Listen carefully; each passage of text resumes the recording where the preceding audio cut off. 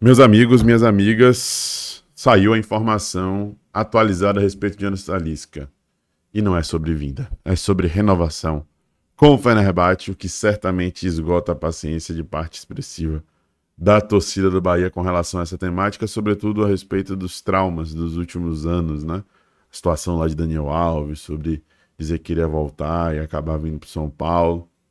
Bom, Giannis Talisca, que tem 31 anos, opta por renovar por mais 2 anos com o Fenerbahçe. A gente vai abordar essa informação aqui no nosso plantão tricolor de hoje. Também falaremos sobre Alejo Vélez, falaremos sobre o jogo contra o Juazeirense e outras coisas mais.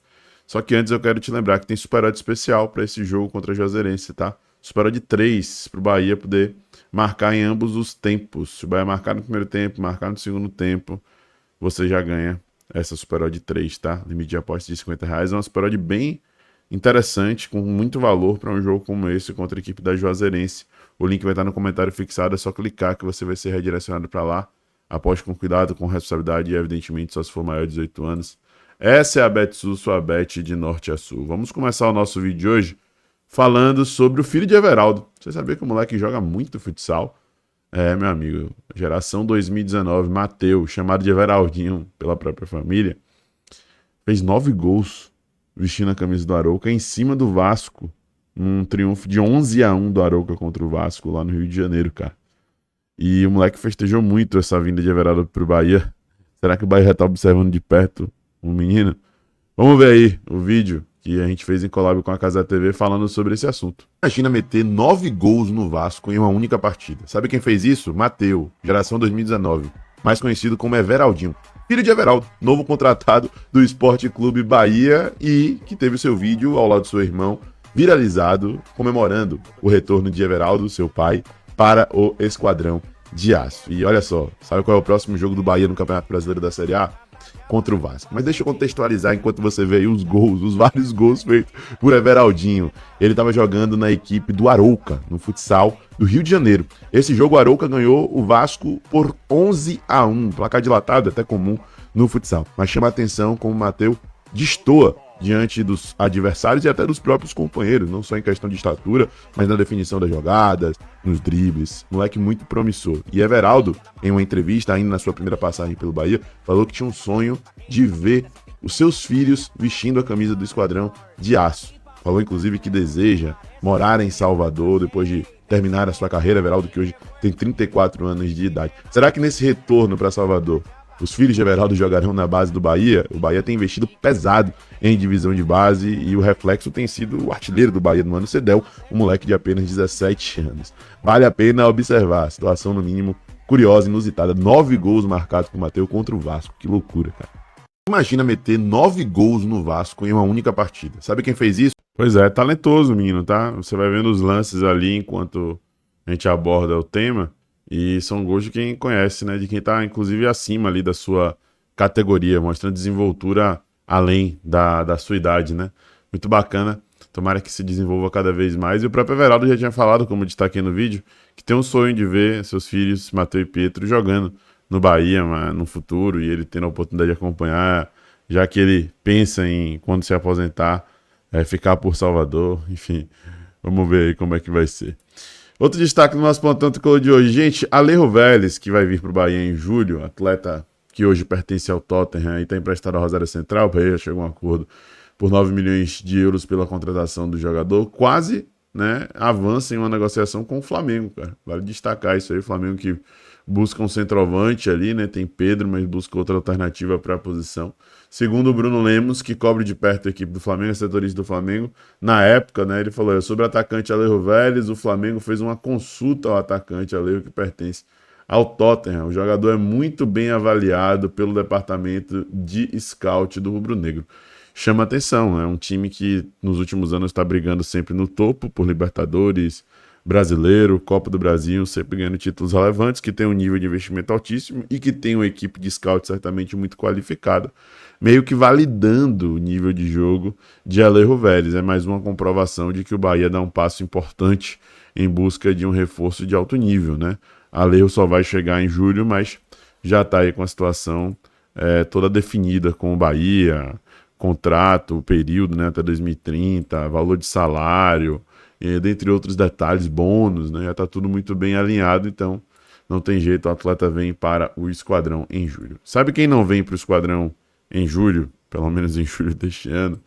Este cara aí, ó. Anderson Talisca, meus amigos. Pois é, fim de uma suposta novela, né? Porque vez ou outra o nome de Talisca era ventilado por aqui.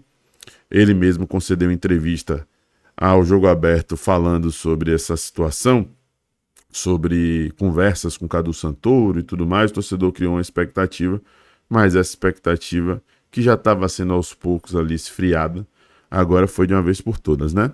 O Erlan Suzgun, que cobre as equipes da Turquia, com seus mais de 400 mil seguidores, ele trouxe primeiro a informação, lá atrás, de que o Fenerbahçe tinha feito uma proposta de novo contrato de 2 anos para Talisca.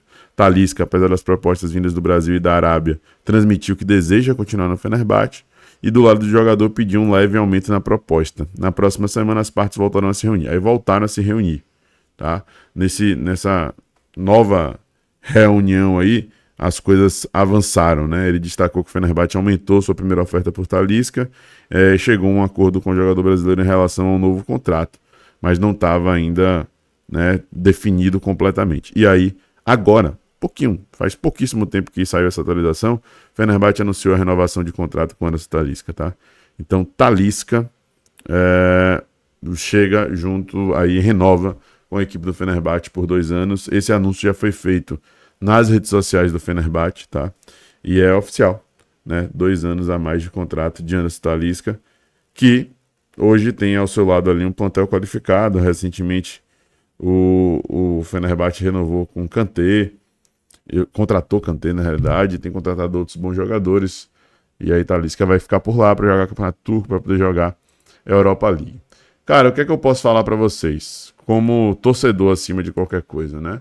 Eu acho que hoje o Bahia vive uma outra realidade. Não que Talisca não corresponda. Eu acho que ele ainda tem um nível técnico altíssimo para poder contribuir com qualquer time do futebol brasileiro.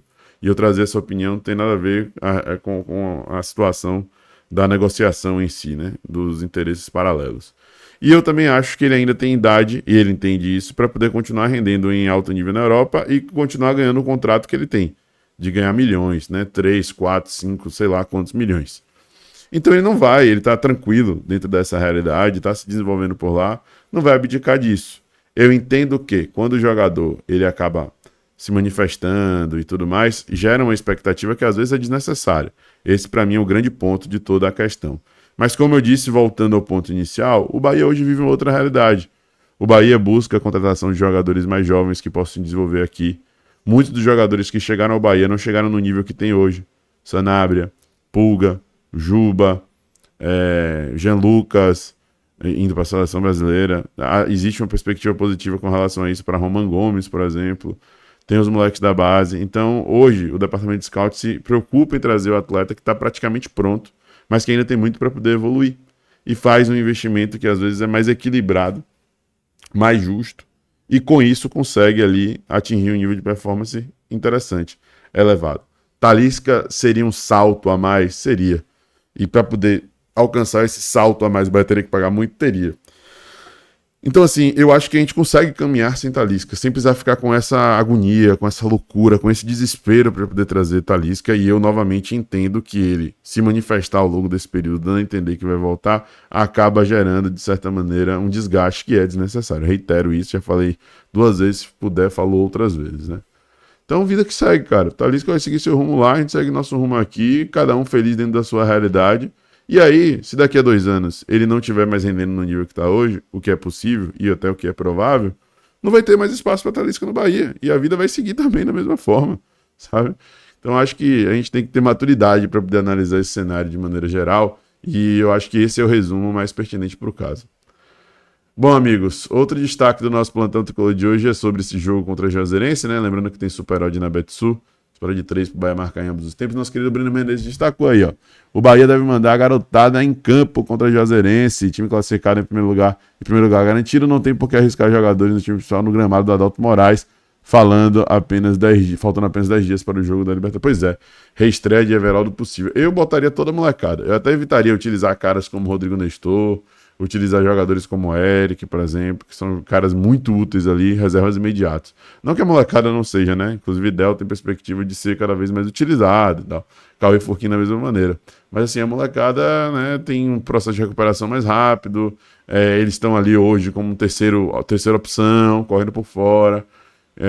Eu acho que a molecada daria conta do recado nesse jogo. Não sei a sua opinião, fala aí nos comentários. E não esquece de deixar o seu like, se inscrever, ativar o sino e compartilhar. Um abraço, tamo junto, até a próxima. Eu sou Mais Bahia, eu sou Mário Nordeste. E você?